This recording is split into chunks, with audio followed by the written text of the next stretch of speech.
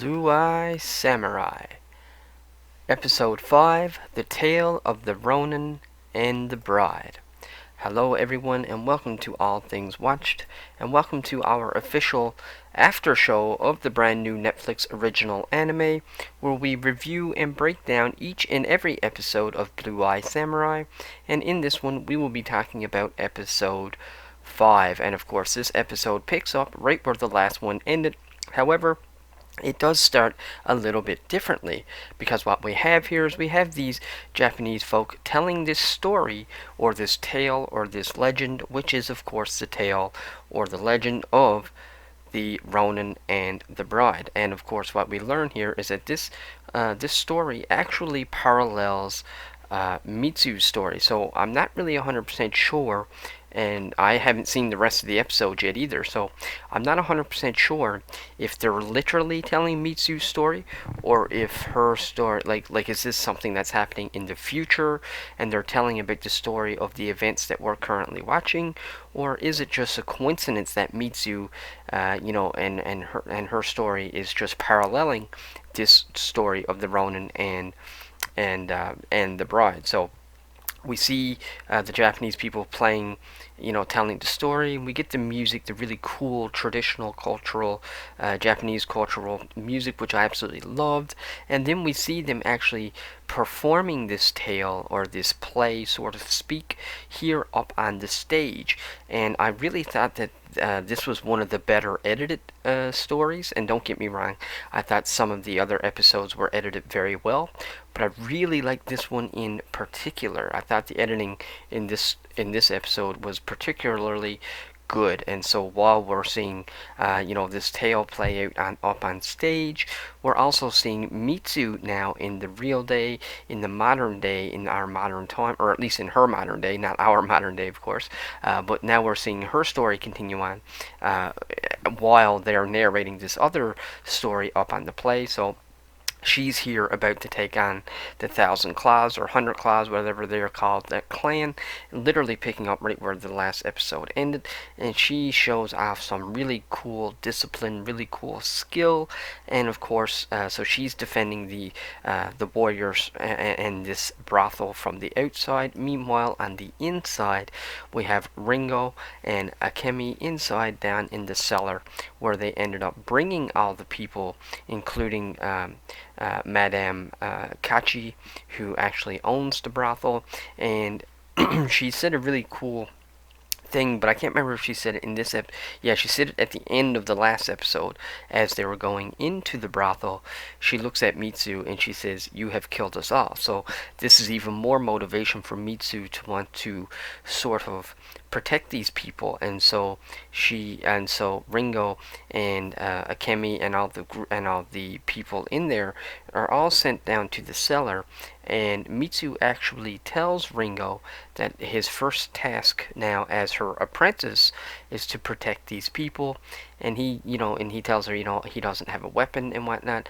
And so, as we know, she basically gives him a knife and whatnot. So that was really cool to see that. And it's really cool to see him now sort of being assigned these little tasks and whatnot. Now, in the meantime, we end up going back to a flashback, which is why, once again, I was saying that the editing of this episode is done very well, because it's editing a combination of three completely different stories all woven together to tell one big story. We're seeing the flashback story of Mitsu's past, but we're also seeing the present story of Mitsu now defending the brothel. And then we're also seeing on stage the parallel story, or maybe even a future story that in the future will be told about Mitsu. And so I just really thought that this was really, really good editing. But in this flashback, we see Mitsu, and we have just such a sad scene, because we have her here. She's so young. She's so young and full of life and happy and excited.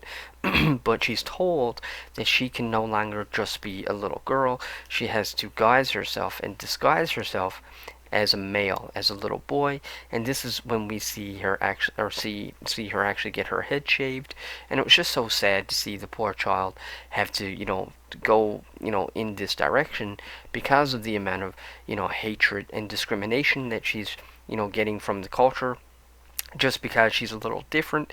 She's very much an outcast and whatnot. So it was just really devastating to see that, and really sad to see Mitsu have to go through all these things and jump through all these hoops just for the sake of trying to stay not necessarily hidden, but so that she would not have to be threatened, so to speak.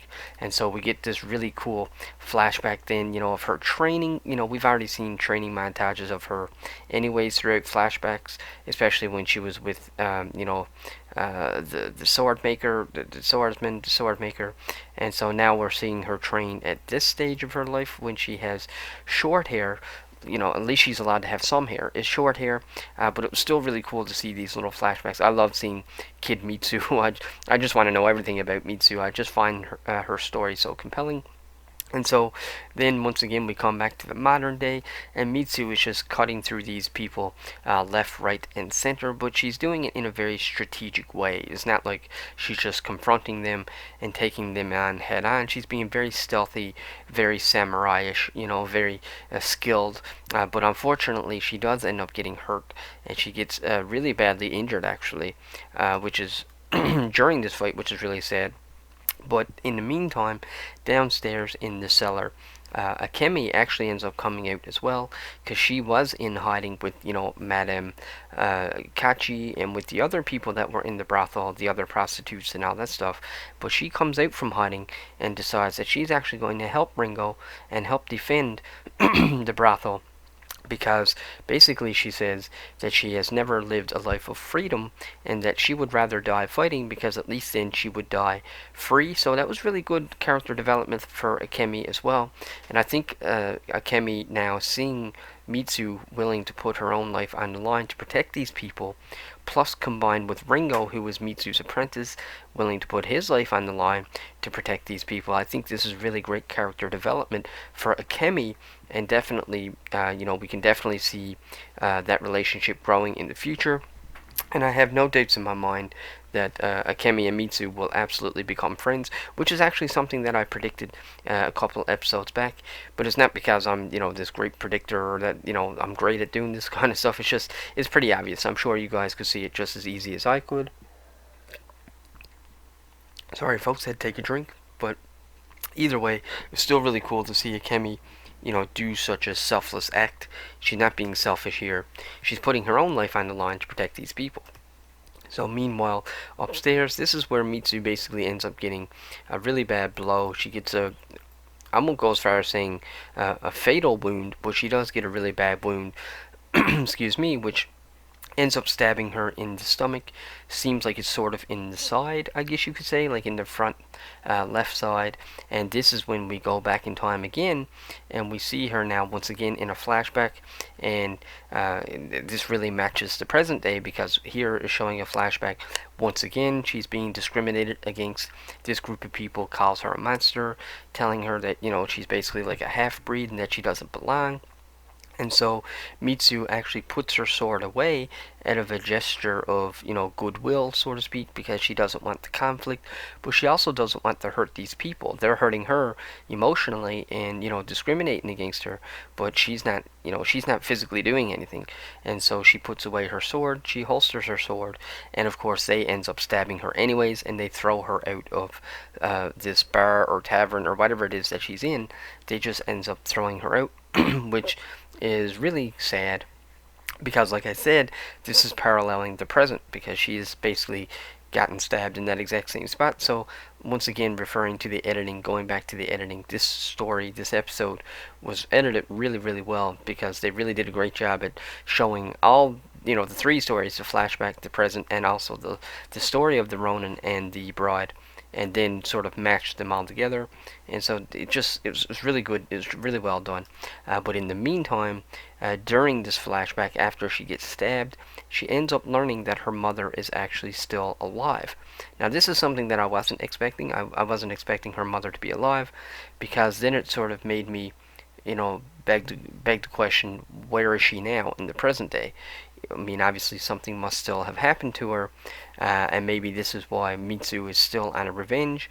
But I just feel like Mitsu was sort of on this path of revenge, before this scene, if that makes sense. Like, her mother she's only now discovering that her mother is still alive, but she was already on that journey. She had already met with the swordsman or the sword maker. She's already been training with the sword. She's already basically a samurai. But now, it's, all of a sudden now she learns that her mom's alive. So I was very curious about where the story was going to go from there. And so her mother tries to get her sort of to stick with the Japanese culture, which is, of course, marry her to someone, who would love her, take care of her, and basically, make her someone's bride, because that was just the way it was. It was tradition, so to speak. And so, but she also knows that, not everybody is going to accept Mitsu. Mitsu is not, she's considered a monster, a half breed, all that stuff. And so her mother ends up pairing her up with someone else who has basically been discredited. He has no honor. He's looked down upon and frowned upon, by other, Japanese men as well. So he's been sort of rejected by the culture as well, and by the status quo. And so I thought this was really interesting, and it was really cool to see this pairing. And I actually really liked this part of Mitsu. I really like seeing, this part of the flashback where we learned that she actually did have a husband, and then not only did she have a husband, but he was actually really good to her, because the day that they get married, as you can see, they're both lying down, but they're separated. They're not lying in the same bed. This gentleman didn't try to take advantage of her. He didn't try to sleep with her or anything like that. They're actually fully separated, and I really liked how the husband actually went down to Mitsu and sort of whispers to her. He basically says, "I'm not a brute." So this, even though at this particular time she probably still did not, trust him, it did absolutely plant the seeds for the future of when she would eventually trust him. And so then we come back again to the modern day, but down at the cellar, and of course the Claw clan, or whatever they're called, the Thousand Claws, they end up coming down to the cellar. There's two of them, and Ringo and Akemi are forced to defend themselves, and this is the first time that either one of them, as far as I know, has actually killed anybody. Well, definitely for Ringo, but I'm not sure about Akemi. But definitely Ringo, he hasn't killed anybody ever, and so he's forced to take a life here. But even though he takes the life, it's more of an accident. He doesn't really straight up just kill somebody. It's more so that they fell on his blade. But he did cut the fingers off someone who was hurting Akemi. And then, of course, just as the Claw guy is about to attack Ringo, Akemi jumps in and then stabs the guy in the neck. So it's really cool seeing them both work together here, and seeing that they were both able to come together to defend this brothel and to defend the cellar with the people in it. It was really cool that Ringo sort of has this little heroic moment, I guess you could say. And then back in the flashback then, so now we have Mitsu and her mom and her now husband, and he's here, and they're all together. And one thing that was really funny about this episode was that every time Mitsu cooks or anything like that, she's not a really good cook, so none of them really are really liking her food or anything like that. So, right now they're sort of all serious and whatnot, but eventually they do lighten up and they start to laugh. And then we get some more really nice scenes here. We see that, Mitsu is helping her husband sort of train this horse. The horse seems a little bit wild, but he ends up, the horse ends up bowing down to Mitsu, and it seems like Mitsu was able to, gain dominance over the horse. The horse seems loyal to Mitsu, so he gives her the horse. And also is really nice. The color scheme here was really nice as well. This is the first episode where we get to see really bright, vibrant colors, almost like the rainbow colors. Reds and greens and blues and flowers and stuff. And so it looked really nice in terms of visually. The animation looked really nice. And so, but also you can see Mitsu and her husband now starting to bond. And then, of course, as the episode progresses, obviously this is over the course of the episode. It's not like it's happening scene for scene. But then finally Mitsu, finally surrenders to him, and she actually kisses him and makes out with him and whatnot. And now they're really officially sealing their, husband and wife relationship. And now they've both really surrendered to each other, which ultimately is what marriage is all about. And I really was not expecting this as a backstory for Mitsu, especially considering that we learned that her mother was still alive, because, like I said, she's on this revenge path to kill the four white devils. So I thought it was very interesting that she had this whole life that we just didn't even know about up to this point. And so then we come back to the modern day, and Mitsu is able to regain enough strength to come forward, and she's able to fight the Claw Clan, just enough to be able to save Akemi and to save everybody that was in the brothel and whatnot. So she's still very much wounded, but she's able to gather enough strength and come to her feet, and just, she's able to defend this round at least. And then we come back to a flashback again, and this is the first time that Mitsu shows her husband that she's actually a samurai, because he's really good with the blade too, but it's just that he was dishonored for whatever it was that he did. They said that he was dishonorable or something like that as a warrior, but he was still a warrior. And so they fight, and they and she obviously overcomes him. She's been training her entire life. She's really been training for this revenge mission, but it was really cool to see them interact. And I actually really like Mitsu having a husband. It's really cool. I think it would be really cool too in the future if that's how her story ended, if she ended up finding a new husband and actually settling down and having a family. But it was really cool seeing her with this guy, and plus the fact that he was an outcast as well. He was dishonored, so it was kind of cool seeing that. And then also at the same time, they're still telling the story of the tale of the Ronin and the Bride, which they're acting out up on stage. So once again, the three different sort of stories, all telling one story. But so I just really it was really cool seeing that, which is why I do think that this stage story, I have a feeling at least that this is probably the future. Maybe after season 1, or maybe even like a flash forward to the very end of the series. I think they will do a season 2, but I don't know. It's just so similar to Mitsu that I can't see it not being her. But I guess we'd have to wait and see. And then in the meantime, in the flashback again, Mitsu has been she has herself all done up really nice with makeup, wearing a nice white robe and all this stuff, and she ends up getting surrounded by these individuals, or whoever it is that's actually looking for Mitsu. I don't really know if they want to actually kill her, or if they just want to take her in, sort of put her on trial and whatnot. And her husband ends up returning, but when he sees what's going on, he ends up turning around and leaving.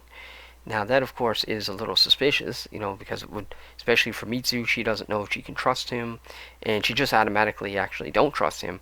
And when she sees her husband leave, she starts to cry, and you can see the mascara and all of her makeup running down her face and whatnot. And this is when Mitsu ends up going down a road that I don't necessarily fully agree with. I absolutely love her as a character, and I've been loving the story so far, but I just felt like this scene in particular was very outside of her character. Everything that we've seen of Mitsu up to this point, I felt like was, someone who had a really hard life, and someone that was very relatable, and someone who stood up for what was right. But then all of a sudden here, just because her husband went away, she just automatically assumed that he was the one that turned her in, and she just went from 0 to 100, and I just don't know if that would have really happened. To me, it didn't fit the character of the Mitsu that we've been following for the first 4 episodes, but I could be wrong. Maybe it's from the trauma and stuff of her as a child, and everything that happened to her mother. But she ends up attacking all these people anyways, and she ends up winning, of course.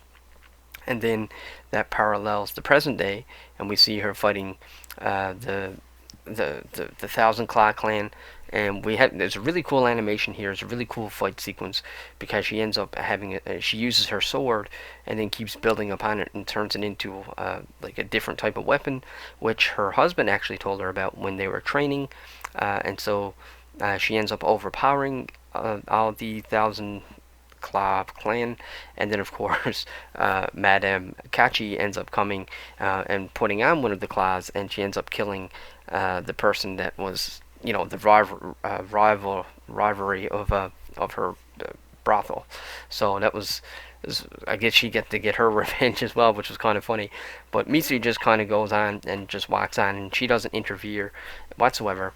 But Kamachi basically looks at her while she's walking by, and basically tells Mitsu that Mitsu is more of a man than any of them are. So that was kind of funny. There's a little bit of humor in that scene.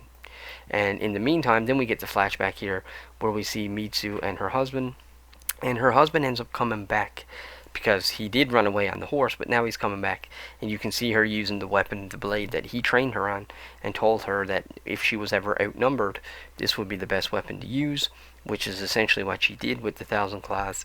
She ended up turning her sword into this weapon. And then, of course, but he comes back and apologizes basically, and says, he didn't run away because it wasn't that he turned her in. He says that he was a coward, and I think it was important for her to remember that he was dishonored, and I guess that's what it was that made him dishonorable, was that he was a coward. He would run away from the fight, and she doesn't really think about that. I guess she just doesn't trust him anymore or something, which is why I don't really think this suited her character. I feel like the Mitsu that we were following up to this point would never really do that. But I don't know, maybe as a samurai they have to disconnect. I don't really know why they went that route, but there's still a few more episodes to go. There's still 3 more episodes left, so it'd be interesting to see how that plays out. But I just didn't buy into it that she would, turn on her husband so easily.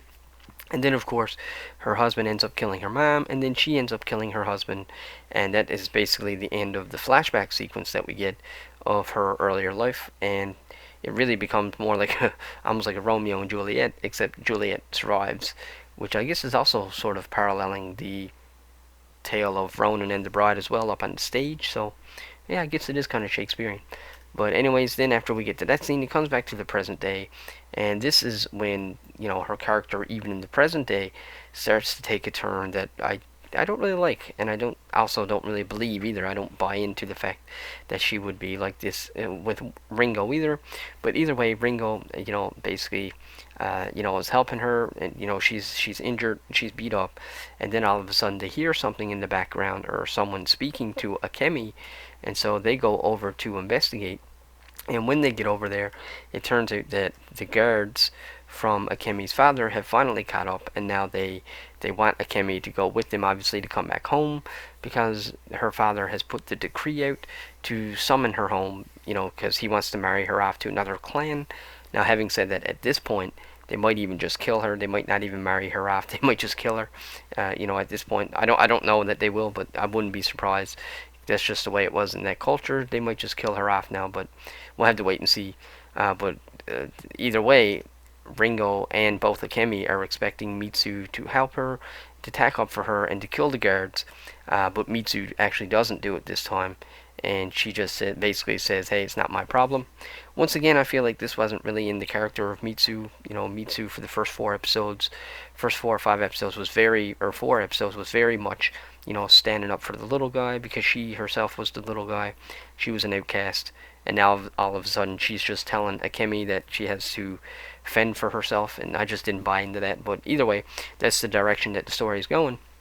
And so Ringo also gets fed up with her. Basically, Ringo is the represents the audience.